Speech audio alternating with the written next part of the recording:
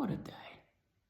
Before I started this video, I went on to the internet, onto my reputable, trusted websites that I like to look at for the news, and I looked up Alaska and Trump and Putin, and they're largely missing. It's not so much a fast news cycle as it is the past, I'd say, few days, really, of talk of a Trump-Putin summit in Alaska have been nothing but conjecture and projection, and I'll say it, histrionics for clickbait purposes. And I admit it got to me a little bit, a lot. I lived in Alaska for 5 years with my former husband and our 3 children. My youngest baby, my son, was conceived, grown, and birthed in Alaska.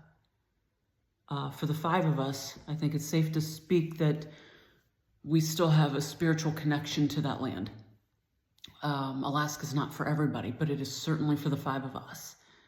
And some of the most important work I have ever done in my life to date concerns Alaska. I did it up there in the last frontier with Governor Mike Dunleavy. This past week has been quite an emotional roller coaster for me due to that work and the personal connection I've had with Mike and my family's experiences and the happiness. A lot of news media said in a previous video, as I mentioned, alluding to the what ifs, the theorizing, the hypothesizing about what the summit could mean. I want to draw a point, the simplest of realities, and it's something I need to tell myself as well to keep as much of my emotion out of this as possible leading up until tomorrow, and that is absolutely nothing has happened yet. Nothing will happen regarding Ukraine. Okay, where we're at, nothing has happened. No one has met. Take the value judgments and assessments out of it, nothing has happened. After Putin and Trump meet at Elmendorf, or former Elmendorf Air Force Base, it is now Joint Base, I think, Elmendorf-Richardson, former Fort Richardson. The U.S. Air Force and U.S. Army combined bases. It was a whole thing. It's now Joint Base, blah, blah, blah, whatever. Putin will arrive there on U.S. soil soon. And he's en route, I believe. But once Putin and Trump meet, it's going to be a lot of histrionics still. It's going to be a lot of, oh, it was a nice meeting. It was this, it was that, da-da-da-da-da-da-da. I just want to impart upon all of you, absolutely nothing will change regarding Ukraine. Nothing. International treaties, international statutes, international laws, regional bloc associations, allies, all of that, nothing will change. The EU backs Ukraine. Different economic associations and, coalitions of states and all that kind of stuff back Ukraine. That said, it is hard to keep your emotions out of this.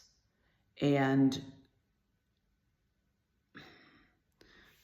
saving foreign direct investment for another day, probably a few hours from now, regarding Trump and Putin in Alaska, the only conclusion I can draw from this meeting, whether Trump intends it or doesn't even realize he's doing it, is that this meeting tomorrow will be the de facto establishment of an axis of powers. That's the only thing I can draw. Because we can all say, and we've all been saying it, for the past week, anything could happen. We don't know what's going to happen. We can't depend on the news media because they work to keep us all worked up all the time. Global news media at least. And so we have to take a step back and get a critical lens on things. And that's what I've tried to do. And I am a trained political scientist in international relations. My core research interest is foreign direct investment in that whole world and risk in Ukraine. It's not impossible to keep our wits about us, okay? It's just we need to know what we're looking at. We have our own theories and ideas, yes, but I want to impart upon all of us that not one of us has 100% of the correct answer, okay? The only thing we can judge and go by right now is that absolutely nothing has happened. And regarding Ukraine, after tomorrow, absolutely nothing will happen. We may see a new agreement come out of the woodwork. We don't know. But when it comes to Ukraine, ceding land, not going to happen. It's not going to happen. Why? Because two sovereign nation states cannot coalesce, amongst one another to make a decision about a third sovereign nation state. It won't happen. It can't happen. Unless the United States decides to invade Ukraine too. God help us all if that happens. But I don't think it will. And there's so many offshoots to this. We can hypothesize why Trump is kissing Putin's ass all day long. Putin's got the goods on Trump, or I don't know. I simply think that Trump is a malignant narcissist, has been his whole life. We are seeing the limitations of his negotiating skills, which are limited. I'm being diplomatic here. Very limited. And there's no Fred Trump to come save him this time.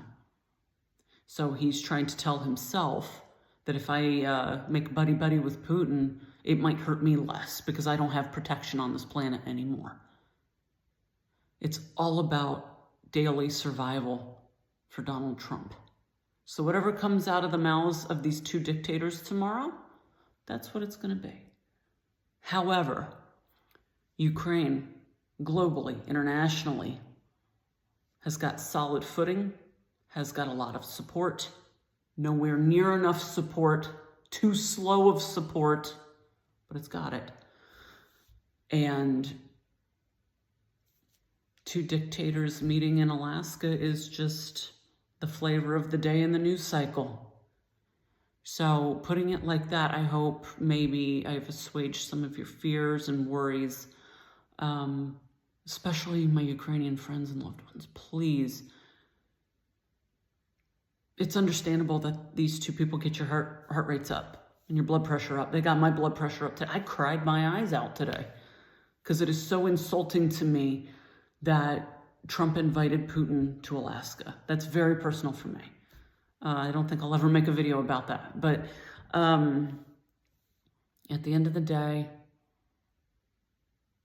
we'll see.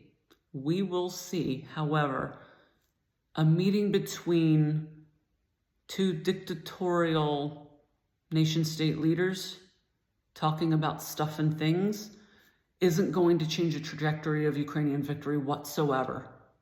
Not as long as I'm here, not as long as you're here, not as long as we're here doing this together. Slava Ukraini.